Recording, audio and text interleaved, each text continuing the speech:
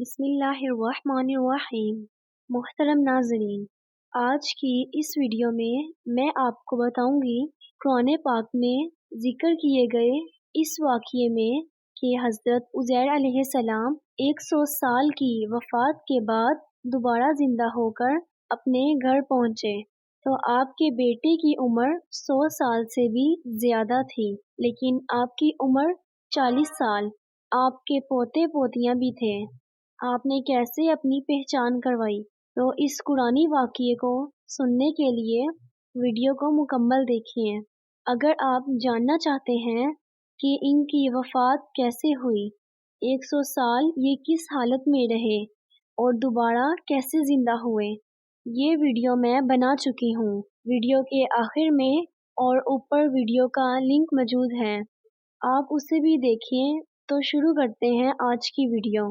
ناظرین، 100 سال وفات سے زندہ ہونے کے بعد حضرت عزیر علیہ السلام شہر کا دورہ فرماتے ہوئے اس جگہ پہنچ گئے جہاں 100 برس پہلے آپ کا مکان تھا۔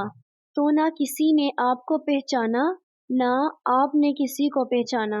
ہاں، البتہ یہ دیکھا کہ ایک بہت ہی بوڑھی اور اپاہج عورت مکان کے پاس بیٹھی ہے، جس نے اپنے بچپن میں حضرت عزیر علیہ السلام کو دیکھا تھا۔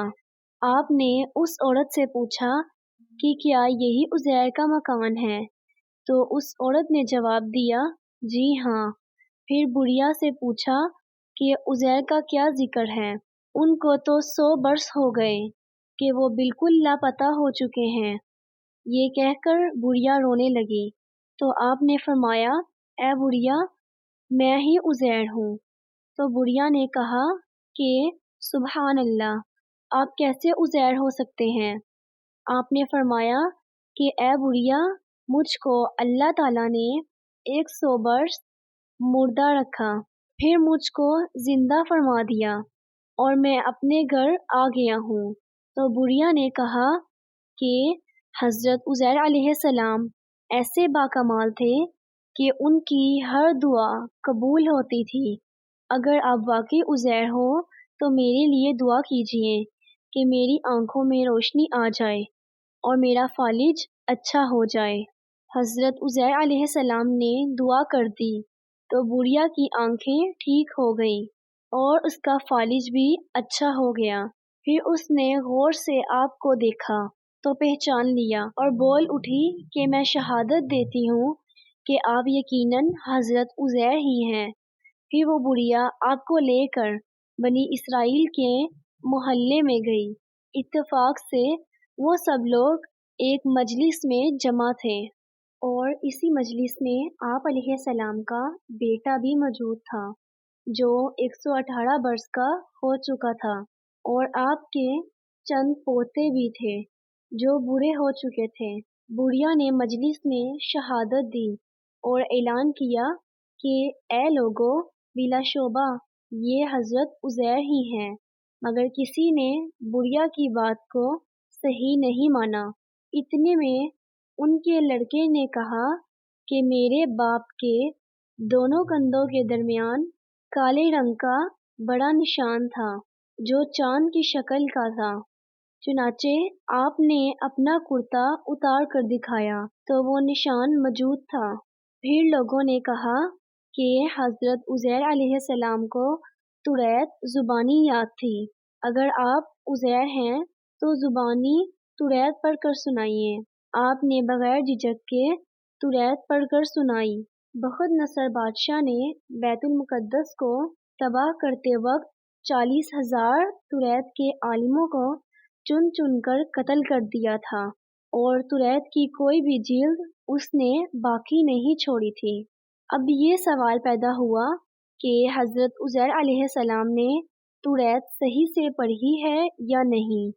تو ایک آدمی نے کہا کہ میں نے اپنے باپ سے سنا ہے کہ جس دن ہم لوگوں کو بخت نصر نے گرفتار کیا تھا، اس دن ایک ویرانے میں ایک انگور کی جڑ میں توریت کی ایک جلد دفن کر دی گئی تھی۔ اگر تم لوگ میرے دادا کے انگور کی جگہ کی نشاندہی کرو تو توریت کی ایک جلد बरामद कर दूंगा।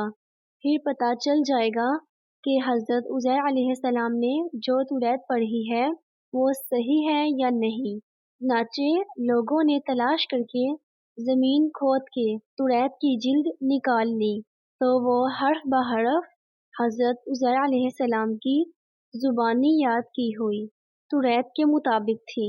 ये अजीबोगरीब हैरत अंगेज़ माजरा देखकर सब लोगों ने एक ज़ुबान होकर ये कहना शुरू कर दिया कि बेशक हज़रत उज़ैर अलैहिस्सलाम यही हैं और यकीनन ये खुदा के बेटे हैं। चुनांचे इसी दिन से गलत और मुशरिकाना अकीदा यहूदियों में फैल गया कि माज़अल्लाह हज़रत उज़ैर अलैहिस्सलाम खुदा के बेटे हैं। चुनांचे आज तक दुनिया भर के यहूदी इस बातिल अकीदे पर जमे हुए हैं कि हज़रत उज़ैर अलैहिस्सलाम खुदा के बेटे हैं, लेकिन हज़रत उज़ैर अलैहिस्सलाम अल्लाह ताला के नबी हैं। हज़रत उज़ैर अलैहिस्सलाम का वाक़िया और आपका ज़िक्र कुरान पाक की सूरतुल बकरा के रकू नंबर 35 में मौजूद है।